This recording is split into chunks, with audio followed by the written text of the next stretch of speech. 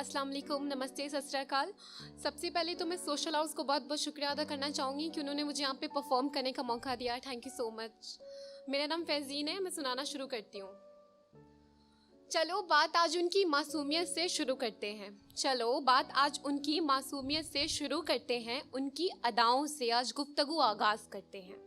बड़ा भोला सा है वो, थोड़ा कम बोलता है मगर मेरी सारी बकवास मुंह बंद करके सुनता है। थोड़ी आदतें अम्मी वाली उसमें भी हैं कि मेरे बारे में वो मुझसे ज़्यादा सोचता है।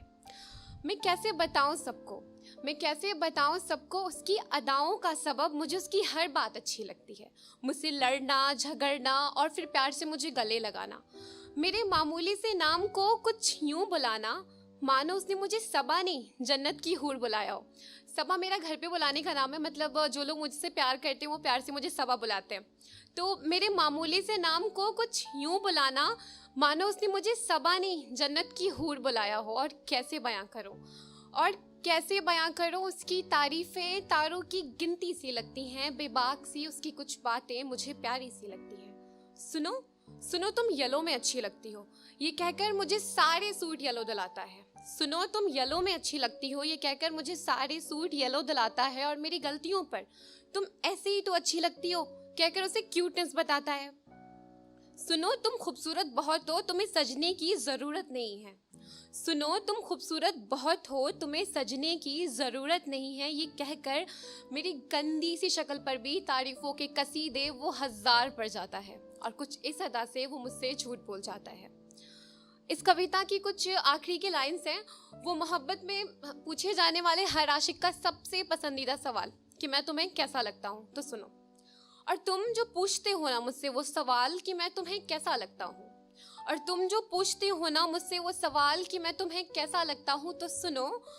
वो जो नाजुक पंखुड़ियाँ जिन्हें तुम पल के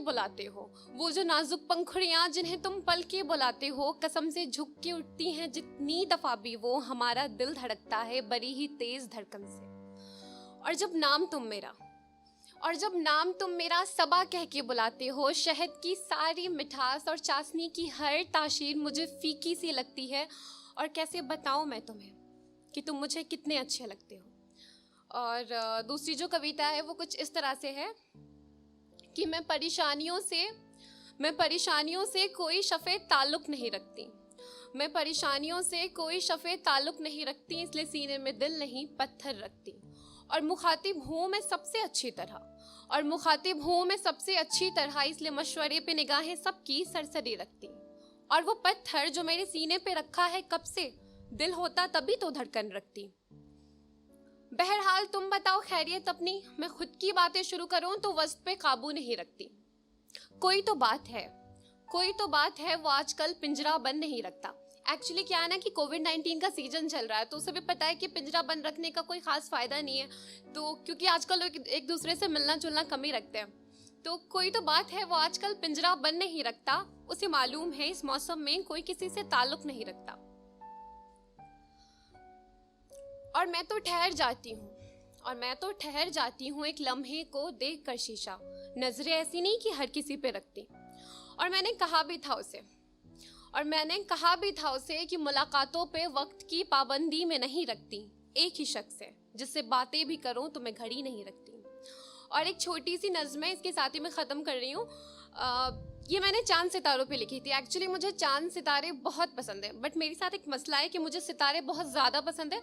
चांद भी अच्छा लगता है बट मुझे उससे थोड़ी जेलसी होती है, क्योंकि चांद के पास ना सितारे बहुत सारे होते हैं, तो मेरे उससे बनती नहीं है। तो मैंने इस अनबन को एक नज़्म की शक्ल देने की कोशिश करी है, उम्मीद है आपको पसंद आएगा।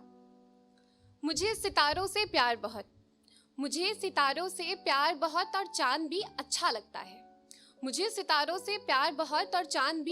लगता है। सिर्फ मैं उसकी दीद को बेताब नहीं, वो भी मुझ पे आशिक लगता है। अब मेरा उससे ये कहकर झगड़ा रहता है, चांद को गुरूर बहुत कि सितारों का उस पे पहरा रहता है, कि कभी तो आंख लगे रातों को चांद की। इस लाइन से मेरा ये ताल्लुक है कि अगर कभी रातों में चांद सो जाए और मैं सारे सितारे चुरा लूं और उन्हें अपने कमरे में सजा लूं, कि कभी तो आंख लगे रातों को चांद की, मेरे कमरे में सितारे बिछे हों, सोचकर कितना अच्छा लगता है। शबे वस्ल तो हर रोज लगता है। शब मतलब रात होती है और वस्ल मतलब मिलना, तो मिलन की रात। शबे वस्ल तो हर रोज लगती है। मैं जिस पहर भी शब की खिड़की से देखूं, सिर्फ मैं नहीं, वो भी मुझको तकता रहता है। बहुत बहुत शुक्रिया।